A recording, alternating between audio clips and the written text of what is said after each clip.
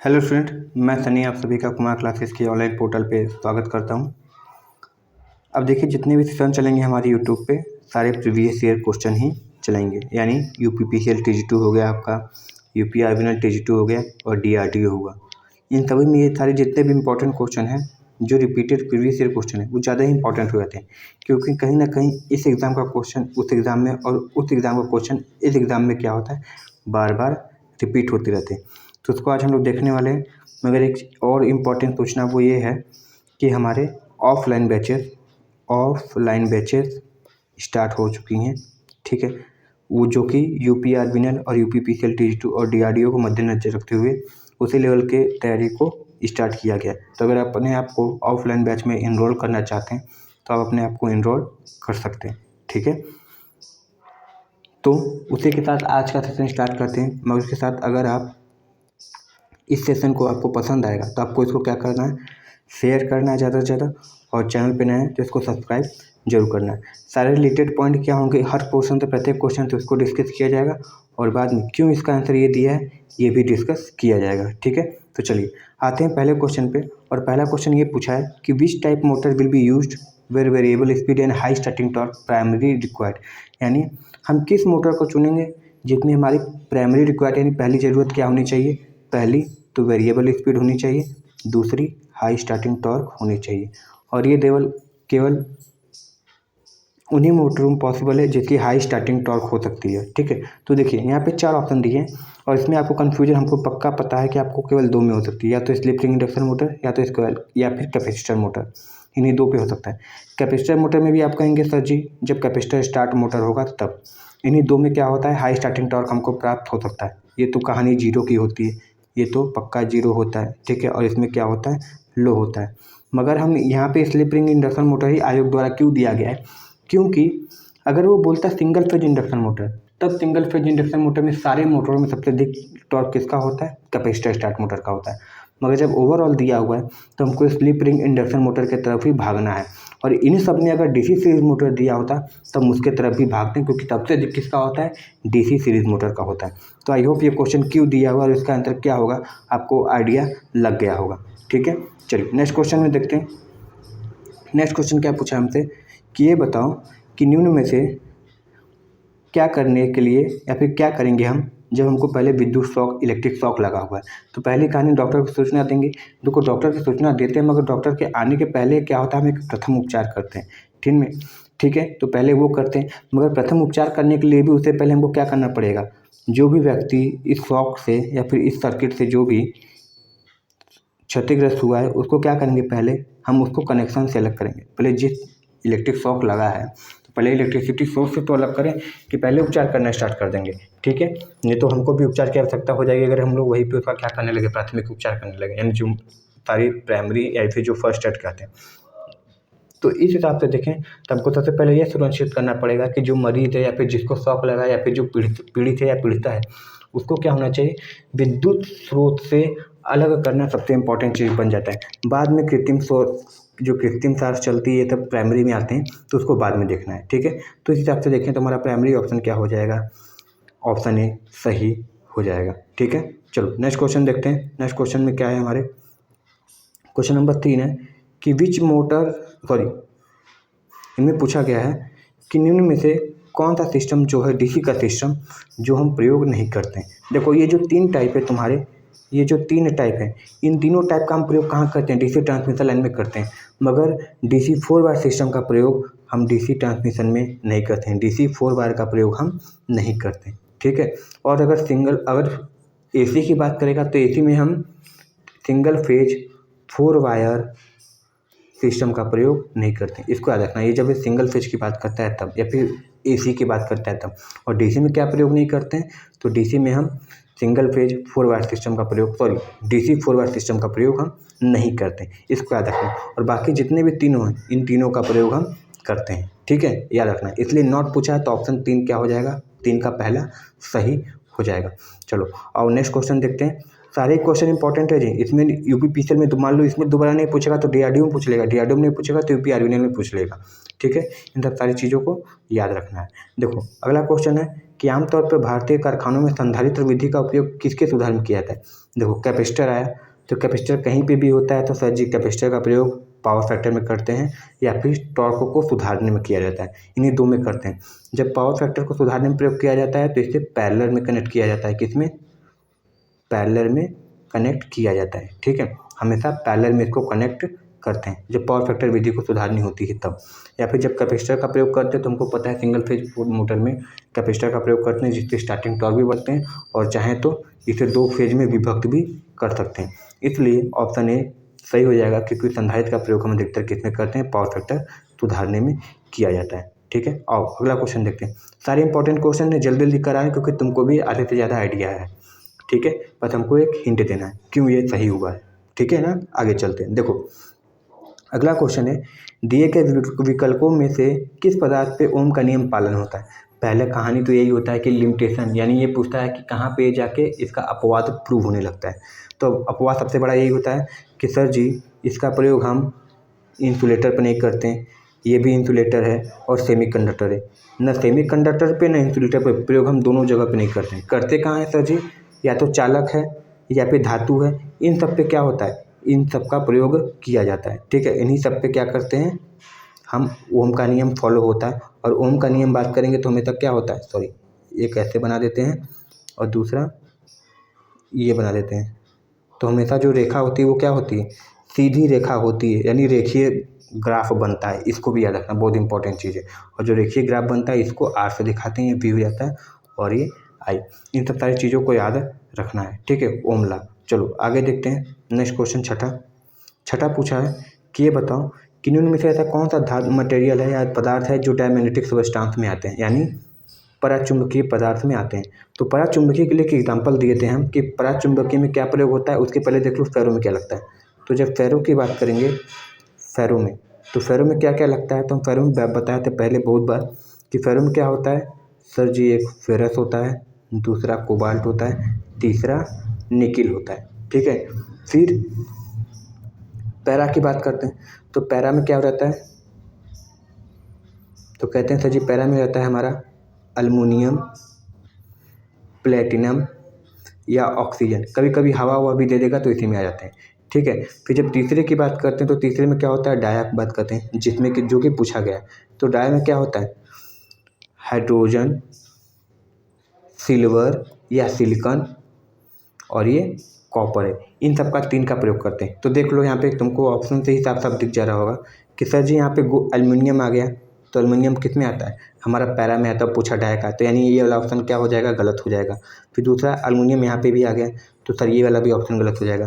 फिर कोबाल्ट, तो सर देखो निकल कोबाल्ट तो सर जी हमारा उसमें लगता है ना फेरो में, यानी ये ऑप्शन भी नहीं होगा। तो बचा कौन सा ऑप्शन हमारा, ये वाला ऑप्शन बचा है। इसलिए सही आंसर क्या हो जाएगा हमारा, सर जी सही आंसर हो जाएगा हमारा ऑप्शन डी।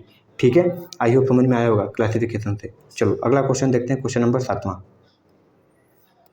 क्वेश्चन नंबर 7वां क्या है कि सिंगल फेज मोटर में जो संधारित्र स्टार मोटर होता है वो सेंट्रीफ्यूगल स्विच किससे जुड़ा होता है। ये तो फेवरेट क्वेश्चन है जी।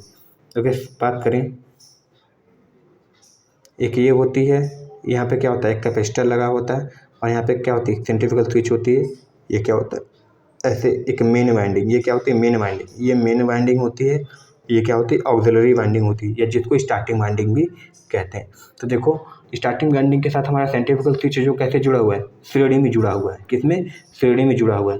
इसलिए हमारा सही आंसर क्या हो जाएगा सर जी, ऑप्शन सी क्या हो जाएगा, सही हो जाएगा। बाकी सब क्या हो जाएंगे, गलत हो जाएंगे। ठीक है, चलो अगला क्वेश्चन देखते हैं। अगला क्वेश्चन है कि पवन ऊर्जा क्या करता है जी। पवन ऊर्जा क्या करता है, किस ऊर्जा को किस ऊर्जा में बदलता है, यही सवाल है। तो देखो पहला क्वेश्चन क्या होगा, पहला ऑप्शन देखो ये किस में प्रयोग होता है।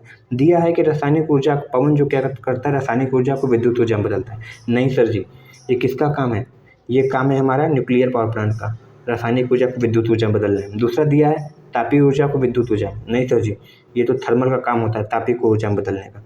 तीसरा दिया हुआ है स्थैतिज ऊर्जा को विद्युत ऊर्जा में, नहीं सर जी, ये तो होता है हाइड्रो पावर प्लांट का होता है। बचा क्या हमारा, गतिज ऊर्जा पवन जो विंड पावर प्लांट है वो क्या करता है सर जी? विंड पावर प्लांट हमारा क्या करता है, जो हवा की गतिज ऊर्जा होती है उसको विद्युत ऊर्जा में बदलने का काम करता है। इसलिए सर जी हमारा सही आंसर ऑप्शन सी हो जाएगा, जो कि ऑप्शन में दिया हुआ है।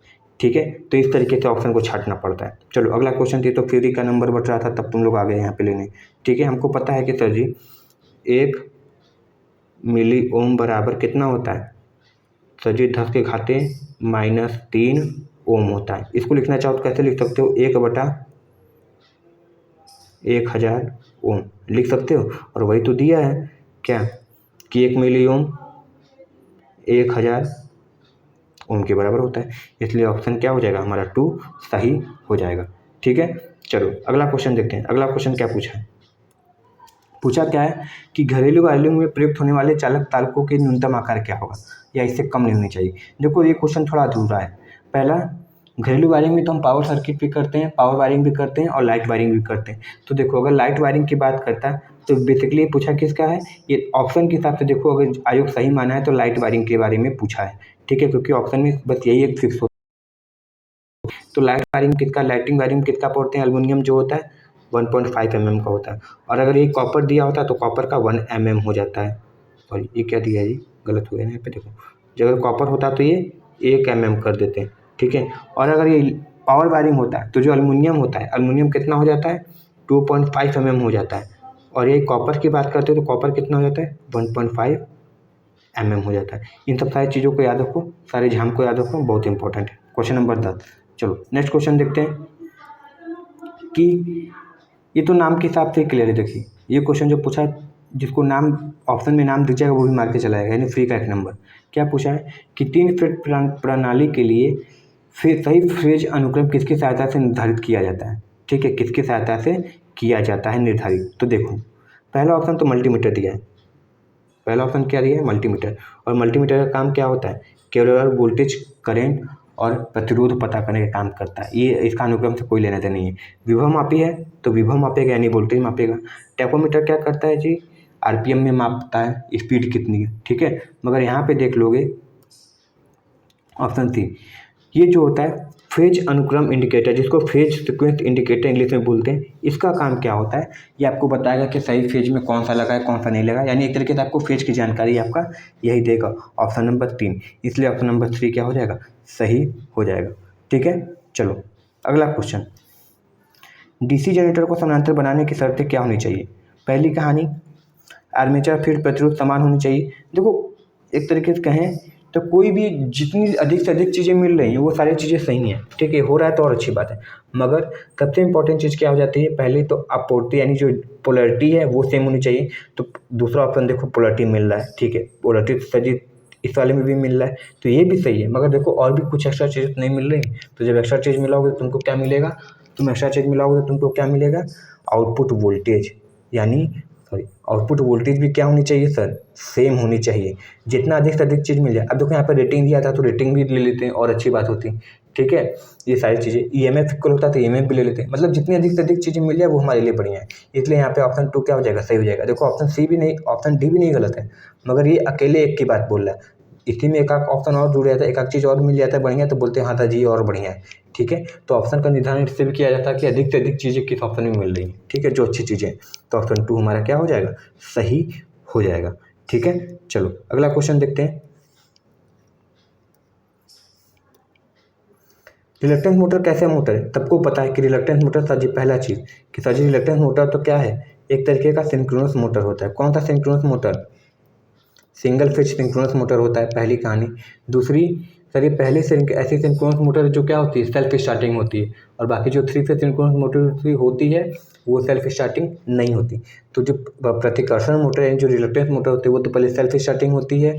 ठीक है, दूसरी क्या होती है? सिंक्रोनस स्पीड होती है। और ये टाइप किसका है? तो सर जी ये हमारा जो टाइप है वो टाइप है किसका? सिंगल फेज एसी मोटर का, यानी सिंगल फेज इंडक्शन मोटर का टाइप है। ठीक है, आई होप समझ में आया होगा। सही है, चलो अगला क्वेश्चन देखते हैं। अगला क्वेश्चन क्या है? अगला क्वेश्चन की बात करें तो दिया है कि सिंगल फेज मोटर में संधारित्र का मुख्य कार्य क्या होता है? देखो हम पहले भी बता चुके हैं, यहाँ पे भी बढ़ा देते हैं। देखिए जब पहला या दूसरा क्वेश्चन बताया था उसमें बताया था सर जी जब ये पैरेलल में लगता है, जब ये पैरेलल बोले जब श्रेणी में लगता है तो पहला कहानी क्या करता है? ये ऐसा ही कुछ बनाए थे ना सर जी। ये मेन वाइंडिंग, ये ऑक्सिलरी वाइंडिंग है, स्टार्टर वाइंडिंग, ये कैपेसिटर होता है, ये सेंट्रीफ्यूगल स्विच होता है और बीच में हमारा रोटर होता है। ये वाइंडिंग आपस में हमेशा पैरेलल होती है, ठीक है। तो देखो यहाँ पे जो कैपेसिटर का काम है, पहला काम तो यही होता है कि फेज को विभक्त करना। क्या करना? फेज को विभक्त करना। ये हो गया पहली कहानी। सर जी, शक्ति गुणक बढ़ाने का काम करता है, घटाने का नहीं, इसलिए यहाँ पे बढ़ाना लिखा होता है तो बोथ ए एंड डी दिया होता है कहीं ना कहीं, ठीक है। तो ये कम करने का काम नहीं, बढ़ाने का काम करता है, इसलिए क्या हो जाएगा हमारा ऑप्शन से ए सही हो जाएगा। ऑप्शन से मिलाएंगे तो सही है। चलो अगला क्वेश्चन देखते हैं। अगला क्वेश्चन क्या पूछा, इसको ऊपर कर लेते हैं ना। अगला क्वेश्चन क्या दिया है? अगला क्वेश्चन यही दिया है कि 3 या उससे अधिक कोई सिंपलेक्स वेव बाइंडिंग मिलके बनती चली जाती हैं पैरेलल में, तो उसको कनेक्शन को क्या कहते हैं? तो उसको क्या बोलते हैं हम? देखो केवल 3 रहता है, केवल 3 की बात बोलता है कि 3 सिंपलेक्स बाइंडिंग है तो इसको ट्रिप्लेक्स बोल देते हैं। 2 रहता है तो डुप्लेक्स बोल देते हैं, और केवल 1 बाइंडिंग होती है तो उसको सिंपलेक्स बोल देते हैं। इसका कहने का मतलब ये देखो यही है, वेव बाइंडिंग क्या होती है, कुछ इस तरीके से चलती रहती है आगे, ठीक है, इस तरीके से। तो जब अगर हम 3 तार एक साथ ले जाते हैं, 3 तार एक साथ एक ही बार में ले जाते हैं तो इसको क्या बोलते हैं? Triplex binding. 2 तार एक साथ ले जाएंगे तो इसको डुप्लेक्स बाइंडिंग, और अगर अनेक तार ले जाते हैं तो उसको एन प्लेक्स बाइंडिंग बोलते हैं। यानी 4 हुआ तो क्वाड्रप्लेक्स, 5 हुआ तो पेंटाप्लेक्स, ऐसे कहते हैं। तो जब 3 या 3 से अधिक होता है तो इसको किस में काउंट करने लगते हैं? फिर सर जी ये हमारा हो जाता है किस में कहेंगे? तब सर ये हमारा हो जाता है मल्टीप्लेक्स बाइंडिंग, सॉरी किस में हो जाता है ये? सर ये हो जाता है हमारा मल्टीप्लेक्स बाइंडिंग में। इस चीज़ को याद रखना है, समझ में आया? चलो आगे देखते हैं नेक्स्ट क्वेश्चन। क्वेश्चन वही है, डबल केज स्क्वायर केज पोर्टर में बाहरी केज छड़ी किस धातु की बनी होती है? पहला चीज, डबल केज स्क्वायर मोटर जो होता है 2 केज बनी होती है। एक का नाम देते हैं इंटरनल, एक का नाम देते हैं इंटरनल, एक का नाम देते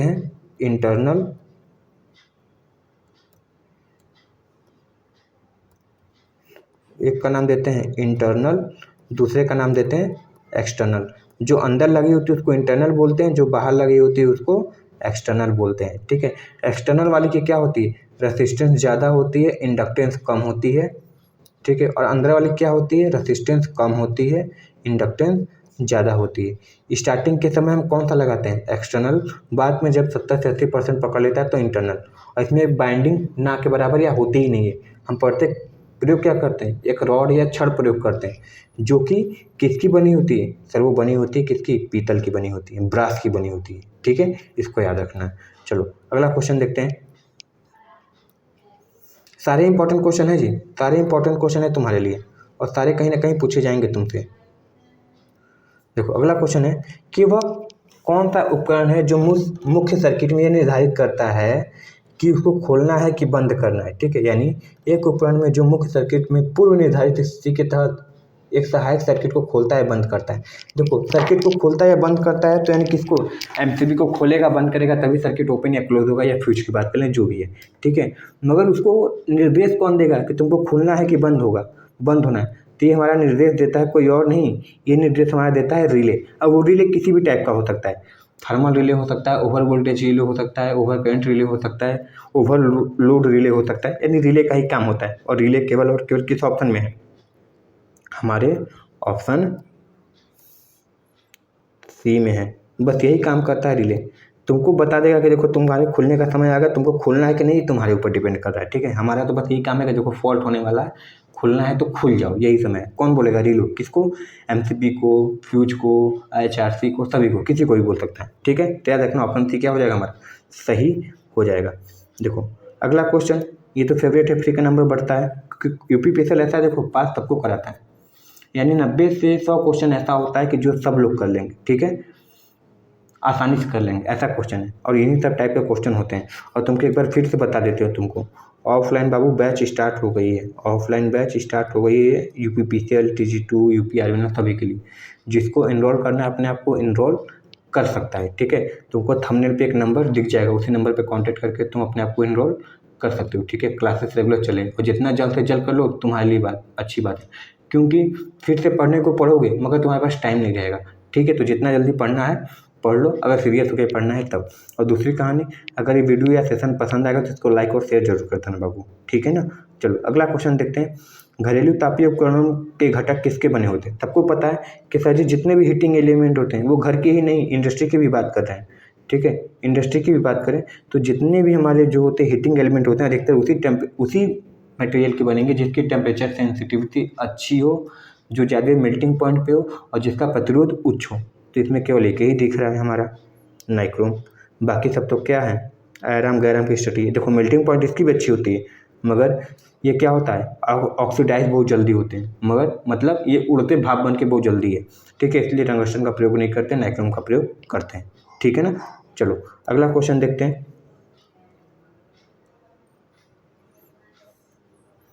इनमें से किसका उपयोग विशेष टर्मिनल या सहायक उपकरण में जोड़े जाने वाले तारों के सिरों को आसानी से पहचानने के लिए करते हैं? ठीक है, कभी कभी क्या होता है, देखो वायरिंग में तुम करते हो तो तुम दोनों नीला तार लेके प्लस माइनस जोड़ देते हो, जो कभी कभी तुमको दिक्कत भी आ सकती है। ठीक है, तो दोनों नीला तार ले लियो, मगर एक पॉजिटिव एक नेगेटिव होगा, तुमको पता है। तो पॉजिटिव और नेगेटिव कौन सा पॉजिटिव है कौन सा नेगेटिव है, इस तार की पहचान करने के लिए तुम हमेशा क्या लगाते हैं, वायर फेरूल लगाते हो। क्या लगाते हो, वायर फेरूल बोलते हैं, जो बहुत ही कलरफुल में आते हैं, रंग बिरंगे कलरफुल में आएंगे, तुमको अच्छा लगता है देख के, मन करता है चुरा ले। ठीक है, तो वो वायर फेरूल होता है। लग का काम क्या होता है, वो कनेक्टर को जोड़ने का काम करता है, मतलब टर्मिनल को जोड़ने का काम करता है, बस यही काम होता है। ठीक है, वायर फेरूल क्या करता है, तुमको सिरों को पहचानने में मदद करता है। ठीक है ना, चलो अगला क्वेश्चन। इनमें से कौन सा स्पीड कंट्रोल मेथड है जो हम क्या करते हैं, फूड मिक्सर या फैन में प्रयोग करते हैं? देखो सीरीज फील्ड टैपिंग इसलिए दिया है क्योंकि सर जी सीरीज फील्ड टैपिंग जो होता है डीसी सीरीज मोटर में प्रयोग होता है। किस में होता है, सीरीज फील्ड टैपिंग में प्रयोग होता है कंट्रोलिंग का मेथड। देखो प्रयोग होने को ये सभी होते हैं, ये सभी प्रयोग होते हैं, मगर जो सीरीज फील्ड टैपिंग है वो क्या है, बेस्ट है। तो सर जी सीरीज फील्ड का दिया है, और हमको ये भी पता है कि सर जी जो सीरीज मोटर होता है वही हमारा क्या होता है, एसी सीरीज मोटर होता है। वही क्या होता है हमारा, एसी सीरीज मोटर होता है। और वही एसी सीरीज मोटर क्या होता है सर, हमारा यूनिवर्सल मोटर होता है। और वही यूनिवर्सल मोटर मेरा सर फूड मिक्सर या फिर मिक्सर या फिर,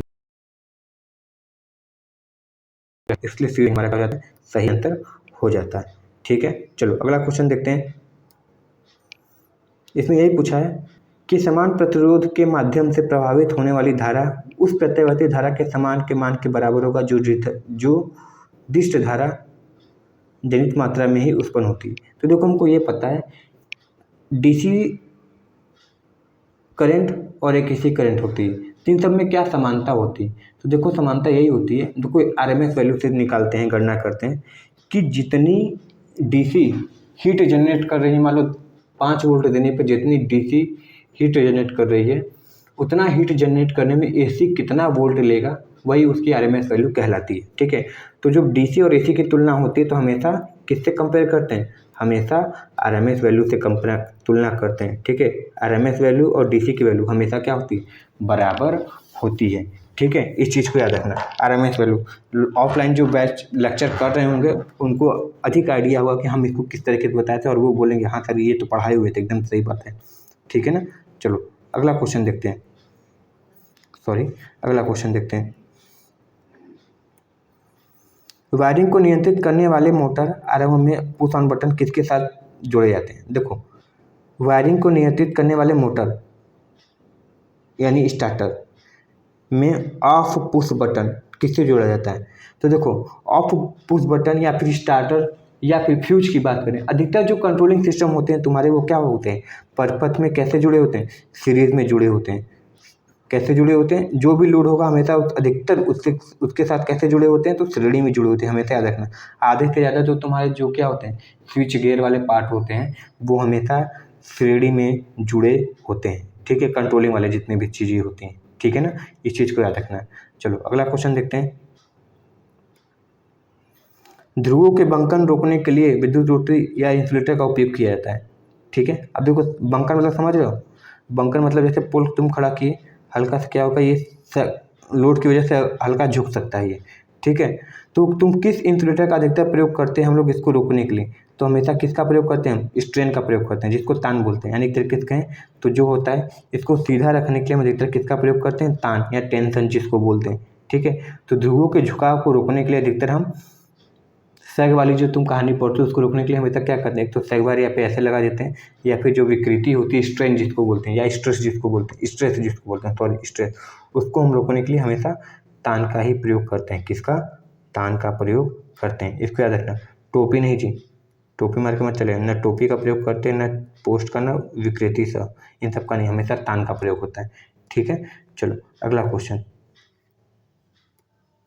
अगला क्वेश्चन तो मेमोरी बेस्ड क्वेश्चन है और ये पूछा जाता है कि इनमें से किस रिएक्टर में हम मॉडरेटर को और कूलेंट का प्रयोग करते हैं। ठीक है, यानी इनमें से किस में हम पानी को मॉडरेटर और कूलेंट दोनों के रूप में प्रयोग करते हैं। तो हमेशा और ओनली एंड ओनली एक ही होता है, boiling water reactor. Boiling water reactor में जो पानी होता है, पानी कौन सा हमारा जो तरीके से कहें तो जो भारी जल होता है। ठीक है, भारी जल, यानी भारी जल को क्या बोलते हैं? Heavy water, D2O, deuterium oxide, हमेशा मॉडरेटर या कूलेंट के रूप में प्रयोग कर सकते हैं, इसको याद रखना। ठीक है, और ये केवल BWR, इसका अगर शॉर्ट फॉर्म पूछेगा तो BWR। ठीक है, इसको याद रखना, बॉइलिंग वाटर रिएक्टर का फुल फॉर्म होता है। आज का लास्ट क्वेश्चन है जी, 25 क्वेश्चन करेंगे और एक चीज़ को क्यों ऑप्शन यही दिया है इसको डिस्कस करते हुए चलेंगे। और तुम्हारी जिम्मेदारी है कि जितना भी क्वेश्चन कराया जा रहा है इसको छोड़ना नहीं है। ठीक है, देखो अगला क्वेश्चन है, यदि एक AC परिपथ में केवल प्रेरकत्व है और वोल्टेज, केवल इंडक्टर है और वोल्टेज और धारा के बीच में कितना है? 90 डिग्री, तो पावर कितना होगा? तो देखो ये सवाल तो पहले ही बता चुके हैं, फिर बता देते हैं। ऑफलाइन बैच में जो होगा तो उसको चांदी ही चांदी है। देखो यहाँ पे क्या है, हमारा V है और ये I है, कितना है? 90 डिग्री है। हम क्यों V ऊपर लिए? क्योंकि हमको पता है सर जी जब इंडक्टर की बात करता है तो वोल्टेज आगे रहता है करंट से, यानी V लीड करता है I से, इसीलिए क्या बोलते हैं, ये इंडक्टर जहाँ पे लगता है वो क्या हो जाता है? लैगिंग हो जाता है। क्यों? क्योंकि सर जी वोल्टेज आगे होता है, करंट पीछे होता है। और प्योर इंडक्टर की बात करता है तो 90 डिग्री होता है, और कोई और मिला देता है तो थोड़ा कम हो जाता है 90 डिग्री से। ठीक है, तो अब देखो क्या हुआ, कालांतर कितना हो गया? 90 डिग्री हो गया। और पावर का फार्मूला हमको पता है सर जी, क्या होता है? P बराबर VI cos फाइव।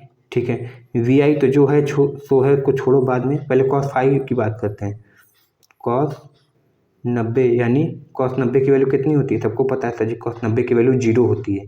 cos 90 की वैल्यू 0 होती है, तो V गुणे I गुणे 0 करोगे तो कोई भी पावर रहेगी वो क्या हो जाएगी? शून्य हो जाएगी। इसलिए हमारा ऑप्शन क्या दिया है? ऑप्शन C सही दिया है। इसलिए क्यों? क्योंकि सर जी ये कहानी निकल के आ रही है, ये कहानी निकल के आ रही है और ये कहानी निकल के आ रही है। ठीक है, इसलिए, और ये याद रखना लैगिंग होता है, और ये हमेशा अगर प्योर की बात करता है तो 90 डिग्री, ये कहानी, इतनी चीज़ों को याद रखना है। इसलिए यहाँ पे क्या हो जाएगा ऑप्शन, कौन सा ऑप्शन सही हो जाएगा सर जी? ये ऑप्शन, सॉरी कहाँ गया यार, ये वाला ऑप्शन सही होगा, क्योंकि VI cos फाइव का मान कितना होता है? शून्य होता है। ठीक है, और शून्य क्या है हमारा? ये है, पावर 90 हो जाता है। सही है, तो आई होप आज का सेशन पसंद आया होगा, और सेशन पसंद आया तो बाबू इसको लाइक ज़रूर कर देना, शेयर ज़रूर कर देना, और अपने दोस्तों में शेयर तो कर ही दोगे इसको, और चैनल पर नए होगे तो सब्सक्राइब कर लेना। ठीक है, सब्सक्राइब कर लेना है। ठीक है ना, ये सबसे ज़्यादा इंपॉर्टेंट चीज़, सब्सक्राइब कर लेना। और ऑफलाइन बैच की फिर से बता दे रहे हैं, बैच स्टार्ट हो गई है, जिसको एनरोल करना है अपने आप को एनरोल कर लें, अगर सीरियसली पढ़ना है तब। नहीं फिर इधर उधर कोचिंग में भटकते रह जाओगे, एग्जाम का डेट आ जाएगा, फिर बोलोगे सर जी 500 क्वेश्चन दे दीजिए, तो उसी में कुछ फंस जाएगा। सही है, तो आई होप ये सेशन पसंद आया होगा, तो मिलते हैं नेक्स्ट वीडियो में। Thank you very much and all the very best. इसी तरह डेली सेशन चलते रहेंगे। सही है, चलो इसको ऑफ करते हैं।